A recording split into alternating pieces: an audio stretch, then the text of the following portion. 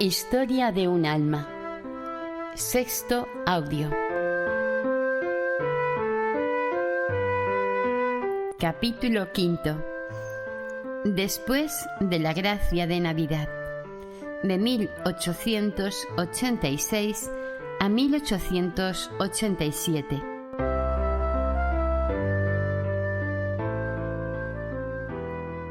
Si el cielo me colmaba de gracias, no era porque yo lo mereciese, pues era aún muy imperfecta. Es cierto que tenía un gran deseo de practicar la virtud, pero lo hacía de una manera muy peregrina. He aquí un ejemplo. Como yo era la más pequeña, no estaba acostumbrada a arreglármelas yo sola. Celina arreglaba la habitación donde dormíamos las dos juntas y yo no hacía ni la menor labor de la casa. Después de la entrada de María en el Carmelo, a veces, por agradar a Dios, intentaba hacer la cama, o bien, cuando Celina no estaba, le metía por la noche sus macetas de flores. Como he dicho, hacía esas cosas únicamente por Dios y, por tanto, no tenía por qué esperar el agradecimiento de las criaturas. Pero sucedía todo lo contrario. Si Celina tenía la desgracia de no parecer feliz y sorprendida por mis pequeños servicios, yo no estaba contenta y se lo hacía saber con mis lágrimas. Debido a mi extremada sensibilidad, era verdaderamente insoportable. Si, por ejemplo, sucedía que hacía sufrir involuntariamente un poquito a un ser querido, en vez de sobreponerme y no llorar, lloraba como una Magdalena, lo cual aumentaba mi falta en lugar de atenuarla, y cuando comenzaba a consolarme de lo sucedido, lloraba por haber llorado. Todos los razonamientos eran inútiles. No lograba corregirme de tan feo defecto. No sé cómo podía ilusionarme con la idea de entrar en el Carmelo, estando todavía, como estaba, en los pañales de la infancia. Era necesario que Dios hiciera un pequeño milagro para hacerme crecer en un momento, y ese milagro lo hizo el día inolvidable de Navidad. En esa noche luminosa que esclarece las delicias de la Santísima Trinidad, Jesús, el dulce niñito recién nacido, cambió la noche de mi alma en torrentes de luz.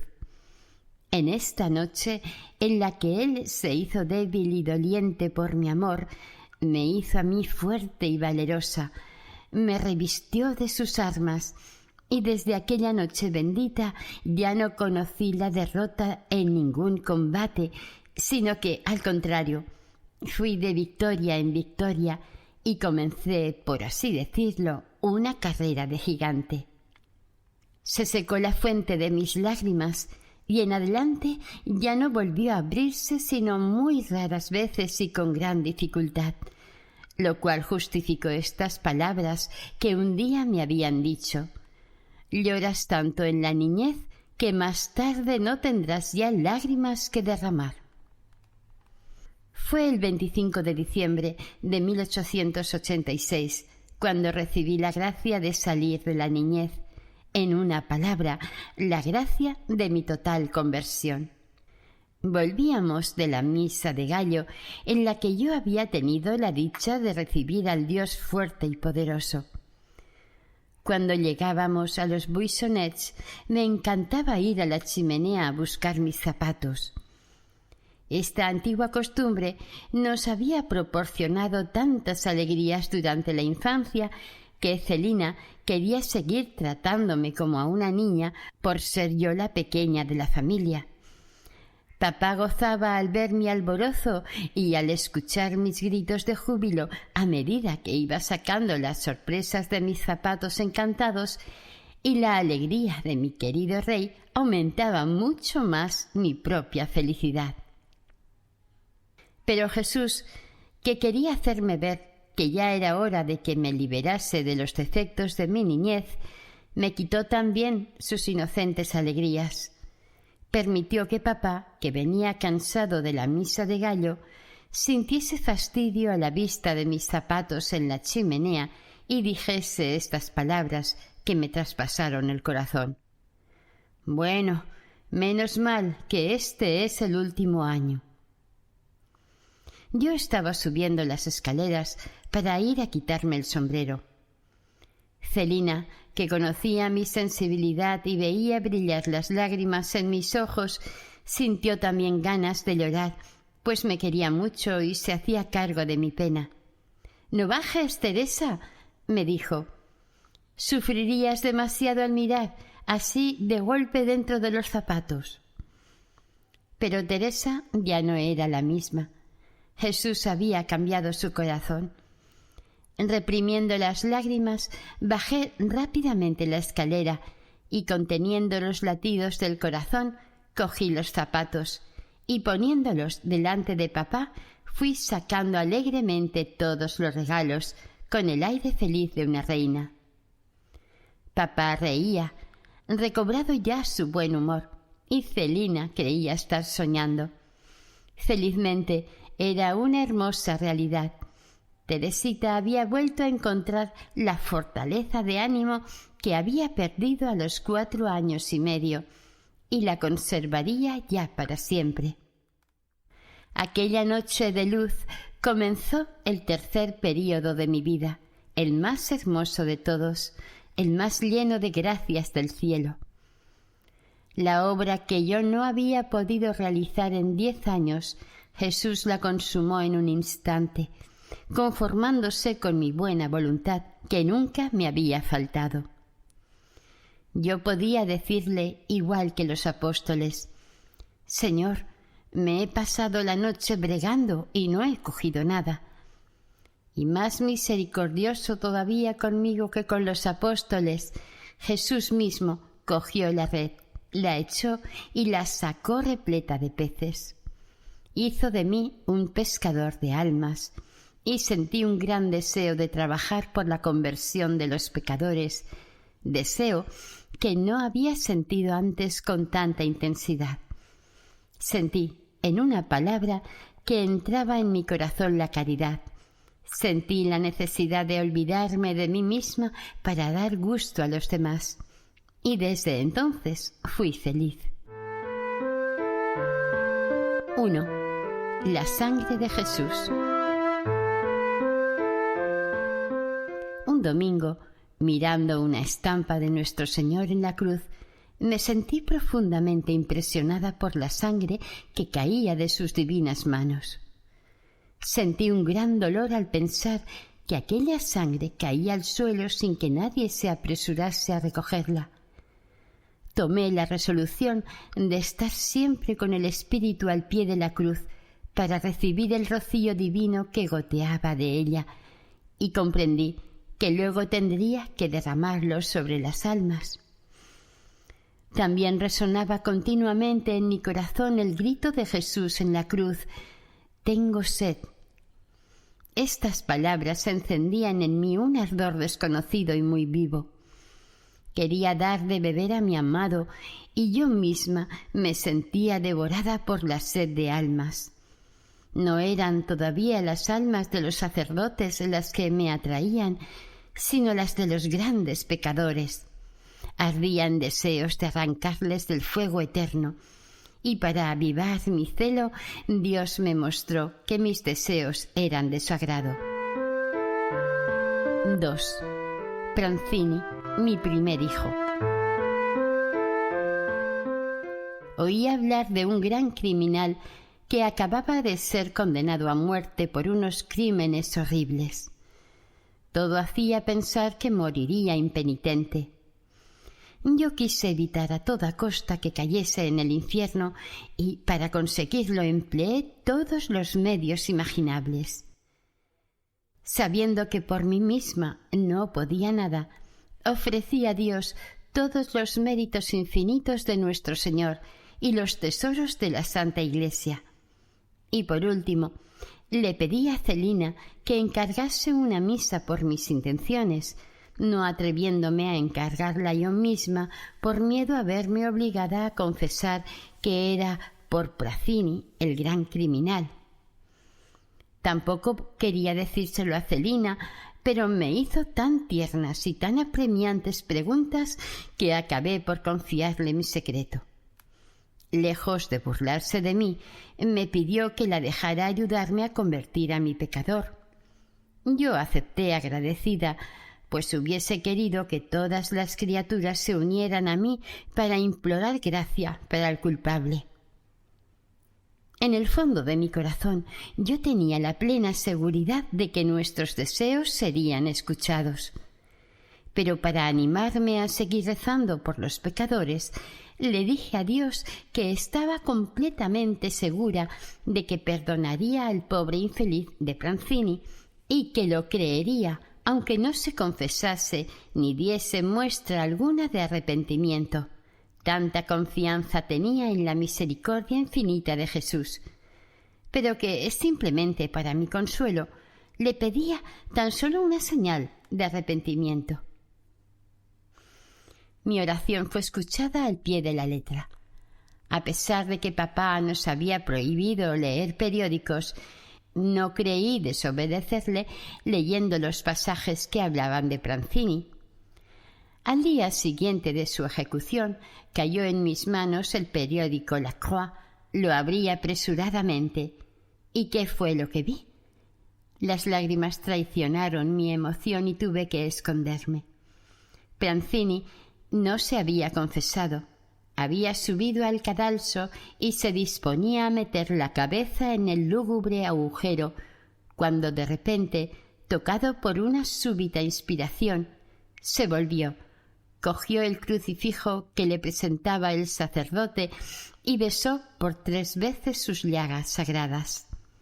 Después su alma voló a recibir la sentencia misericordiosa de aquel que dijo que habrá más alegría en el cielo por un solo pecador que se convierta que por los 99 justos que no necesitan convertirse. Había obtenido la señal pedida, y esta señal era la fiel reproducción de las gracias que Jesús me había concedido para inclinarme a rezar por los pecadores. ¿No se había despertado en mi corazón la sed de almas precisamente ante las llagas de Jesús, al ver gotear su sangre divina? Yo quería darles a beber esa sangre inmaculada que los purificaría de sus manchas. Y los labios de mi primer hijo fueron a posarse precisamente sobre esas llagas sagradas. ¡Qué respuesta de inefable dulzura! A partir de esta gracia sin igual, mi deseo de salvar almas fue creciendo de día en día. Me parecía oír a Jesús decirme como a la samaritana: «Dame de beber». Era un verdadero intercambio de amor. Yo daba a las almas la sangre de Jesús y a Jesús le ofrecía esas mismas almas refrescadas por su rocío divino. Así me parecía que aplacaba su sed. Y cuanto más le daba de beber, más crecía la sed de mi pobre alma. Y esta sed ardiente que él me daba era la bebida más deliciosa de su amor. En poco tiempo Dios supo sacarme del estrecho círculo en el que yo daba vueltas y vueltas sin acertar a salir. Al contemplar ahora el camino que Él me hizo recorrer, es grande mi gratitud. Pero he de reconocer que si el paso más importante estaba dado, todavía eran muchas las cosas que tenía que dejar. Mi espíritu, liberado ya de los escrúpulos y de su excesiva sensibilidad, comenzó a desarrollarse.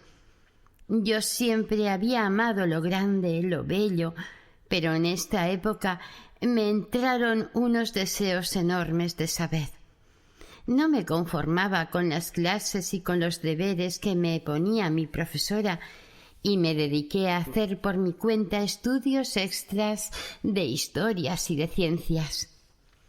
Las otras materias me eran indiferentes, pero estos 2 campos del saber despertaban todo mi interés. y así en pocos meses adquirí más conocimientos que durante todos mis años de estudio. Pero eso no era más que vanidad y aflicción de espíritu.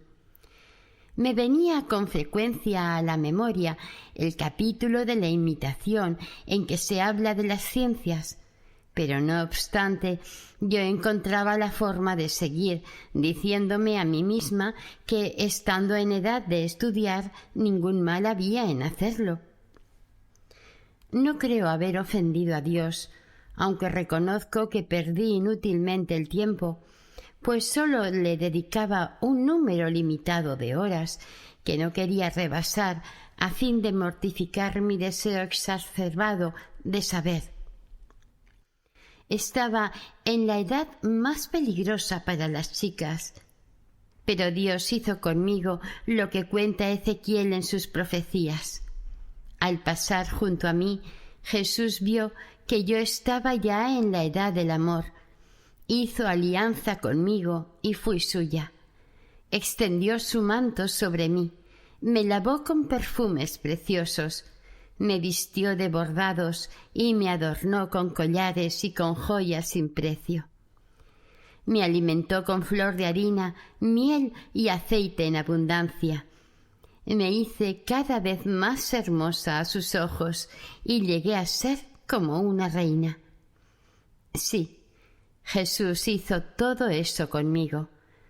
Podría repetir esas palabras que acabo de escribir y demostrar que todas ellas, una por una, se han realzado en mí.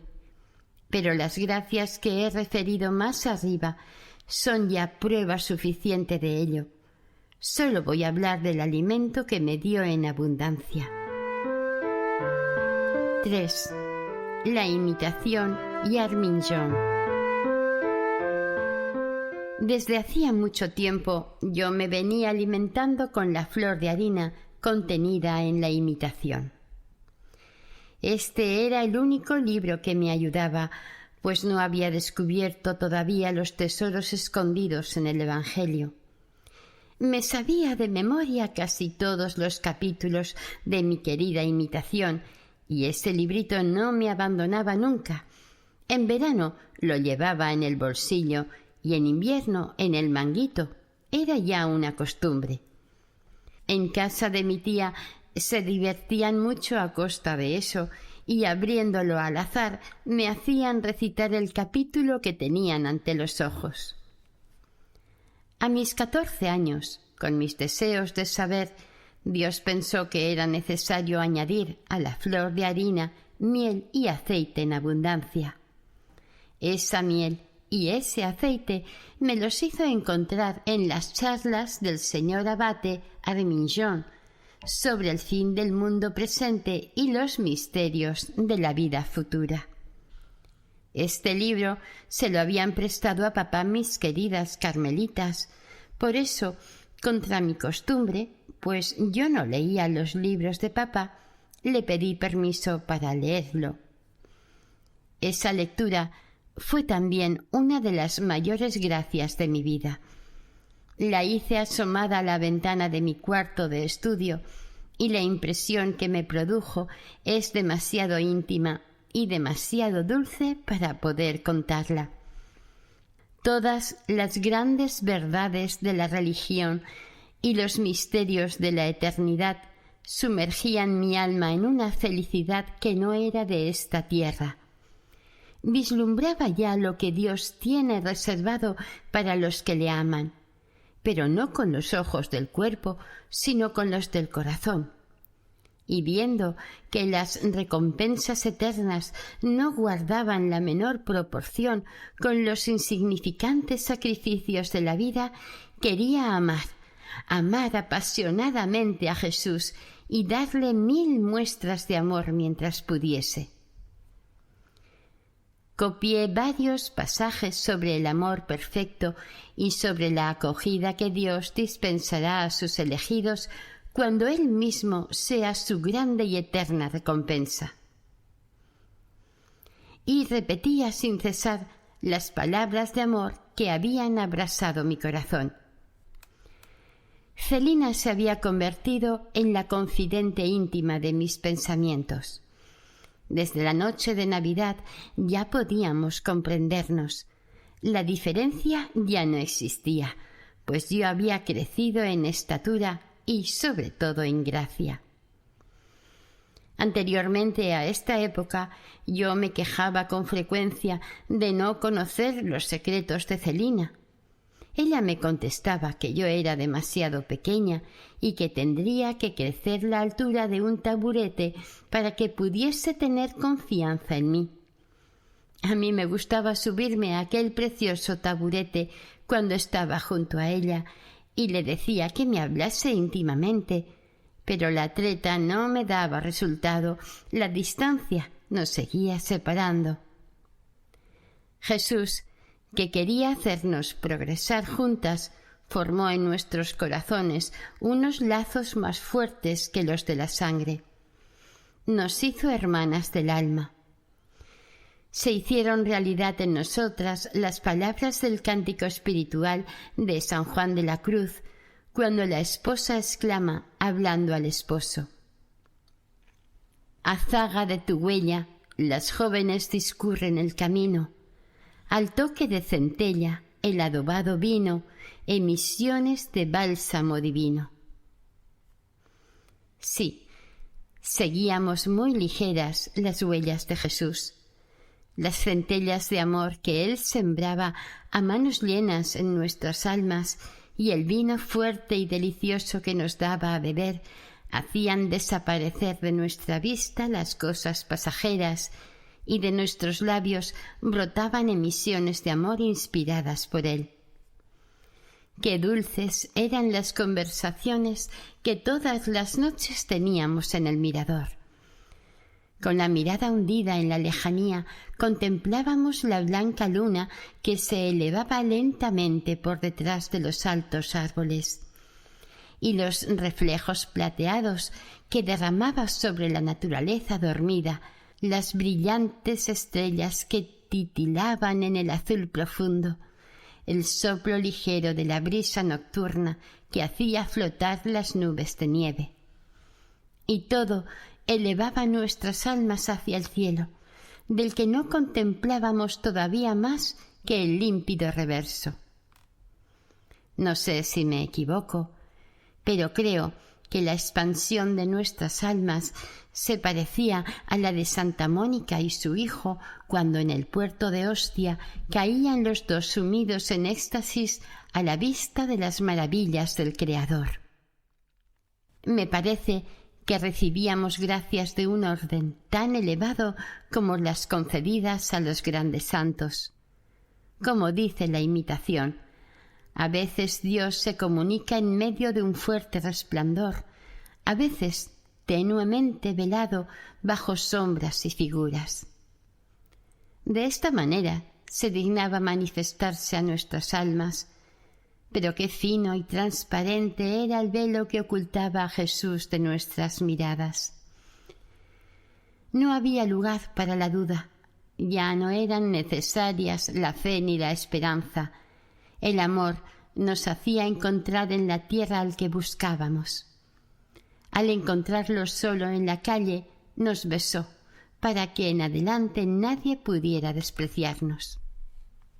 Gracias tan grandes no podían quedar sin frutos, y éstos fueron abundantes. La práctica de la virtud se nos hizo dulce y natural. Al principio, mi rostro delataba muchas veces el combate, pero poco a poco esa impresión fue desapareciendo y la renuncia se me hizo más fácil, incluso desde el primer momento. Ya lo dijo Jesús: al que tiene se le dará, y tendrá de sobra. Por una gracia acogida con fidelidad, me otorgaba cantidad de gracias nuevas.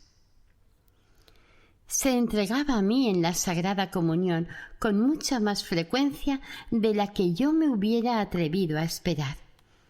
Yo tenía como norma de conducta comulgar todas las veces que el confesor me lo permitiera, sin fallar una sola vez, pero dejando que fuese él quien decidiese cuántas, sin pedírselo nunca yo. En esa época no tenía la audacia que ahora tengo. De haberla tenido, hubiera actuado de distinta manera, pues estoy convencida de que un alma debe decir a su confesor el deseo que siente de recibir a su Dios. Él no baja del cielo un día y otro día para quedarse en un copón dorado, sino para encontrar otro cielo que le es infinitamente más querido que el primero, el cielo de nuestra alma, creada a su imagen y templo vivo de la adorable Trinidad. Jesús, que veía mis deseos y la rectitud de mi corazón, permitió que mi confesor me dijese que durante el mes de mayo comulgase 4 veces por semana. Y cuando pasó ese hermoso mes, todavía añadió una quinta más cada vez que cayese alguna fiesta. Al salir del confesionario brotaron de mis ojos lágrimas muy dulces. Parecía como si Jesús mismo quisiera entregarse a mí, pues echaba muy poco tiempo para confesarme y nunca dije ni una palabra acerca de mis sentimientos interiores. El camino por el que iba era tan recto y luminoso que no necesitaba más guía que a Jesús.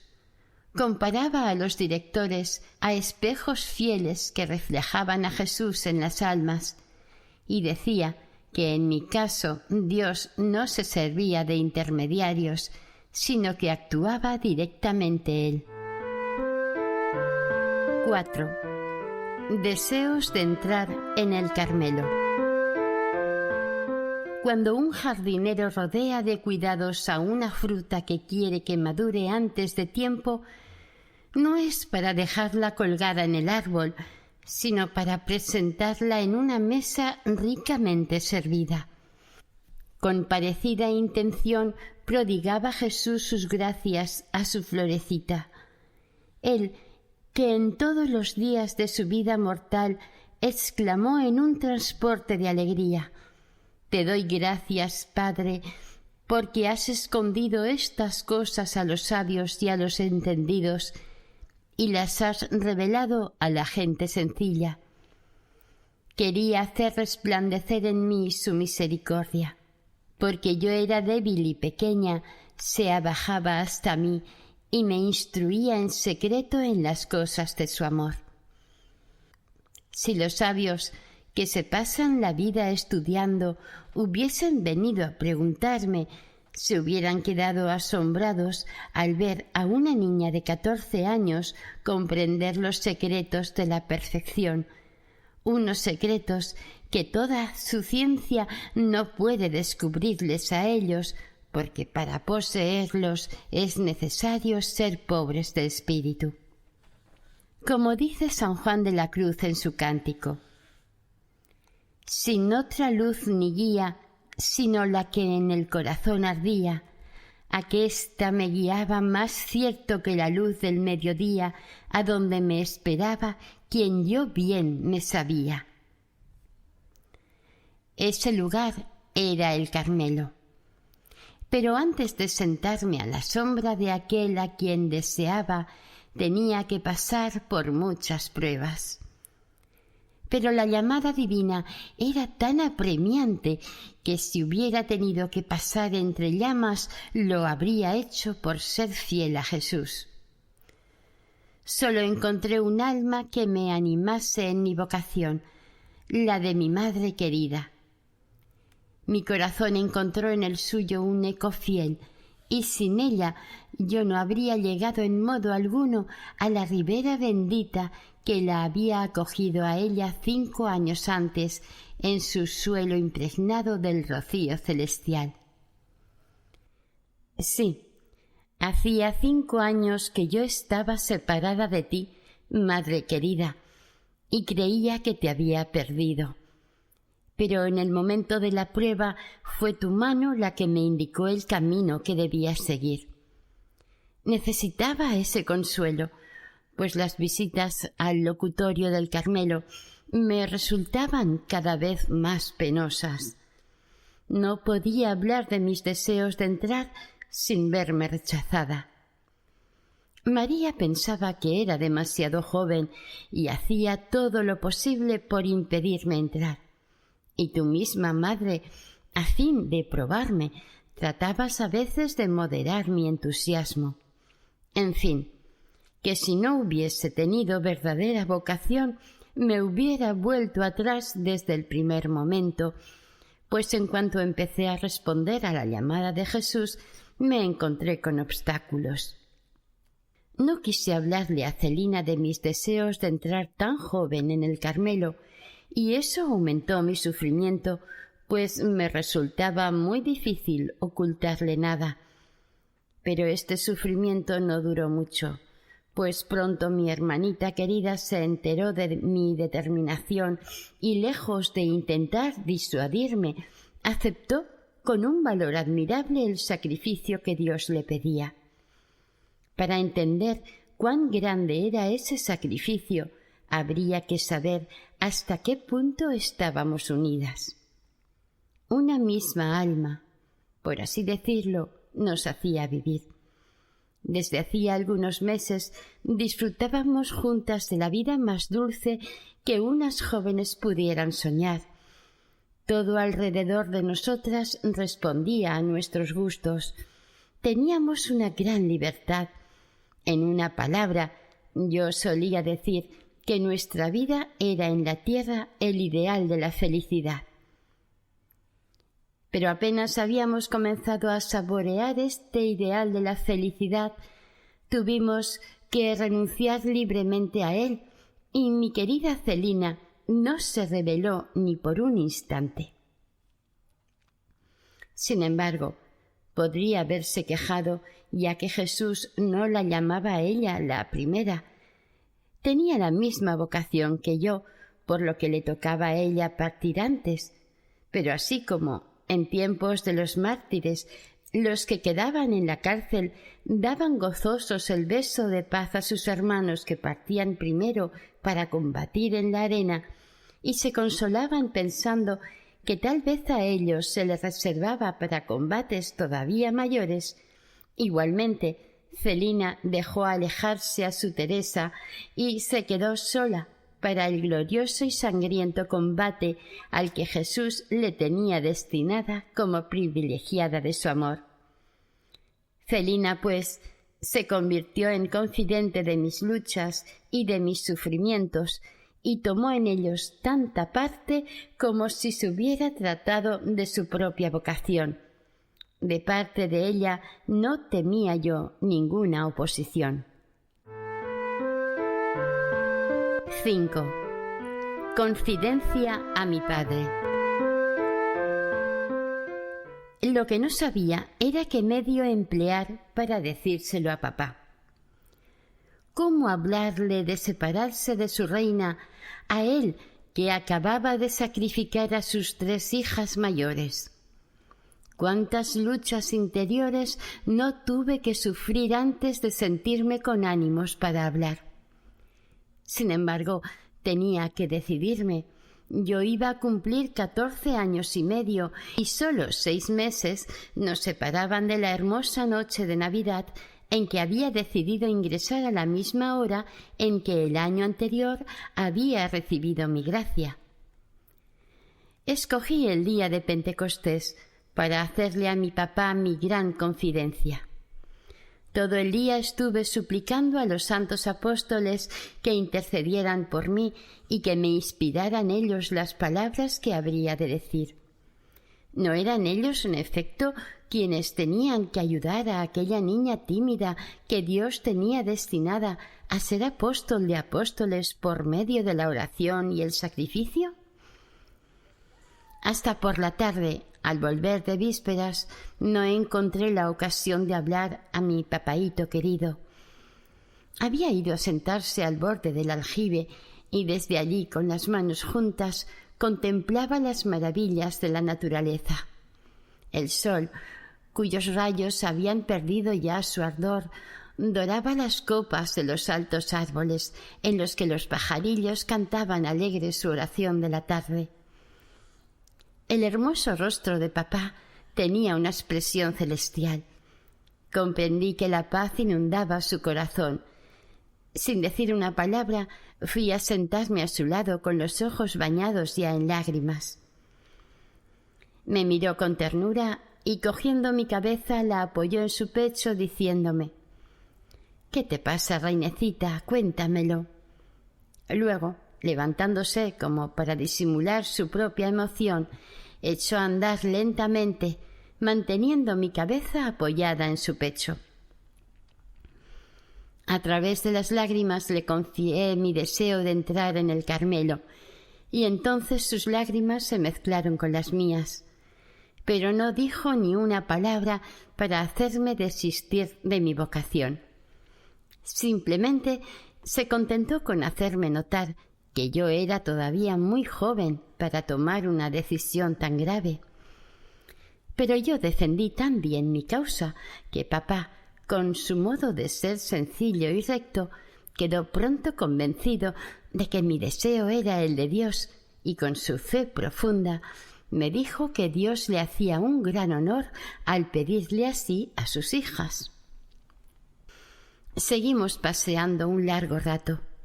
Mi corazón, confortado por la bondad con que aquel Padre incomparable había acogido mis confidencias, se volcó dulcemente en el suyo.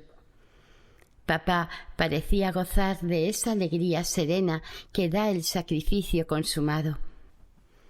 Me habló como un santo, y me gustaría acordarme de sus palabras para transcribirlas aquí, pero solo conservo de ellas un recuerdo demasiado perfumado para poderlo expresar. De lo que sí me acuerdo perfectamente es de la acción simbólica que mi querido rey realizó sin saberlo.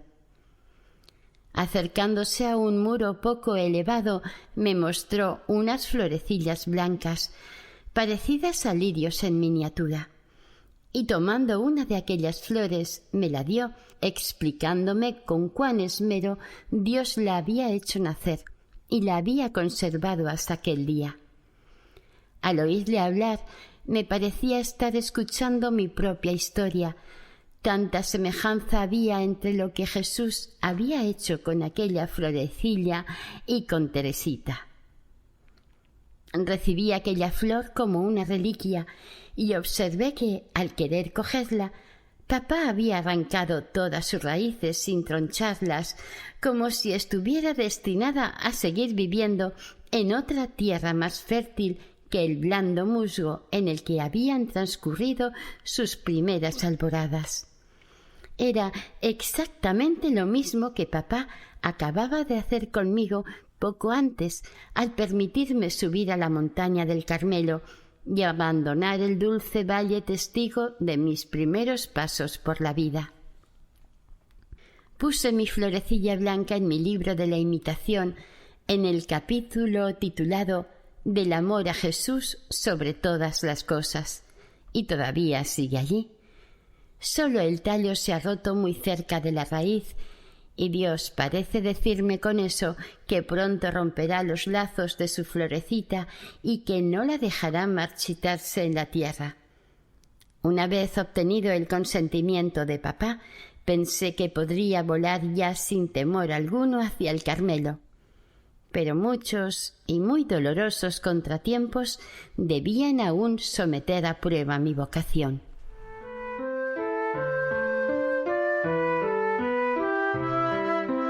Fin del 6º audio de Historia de un alma.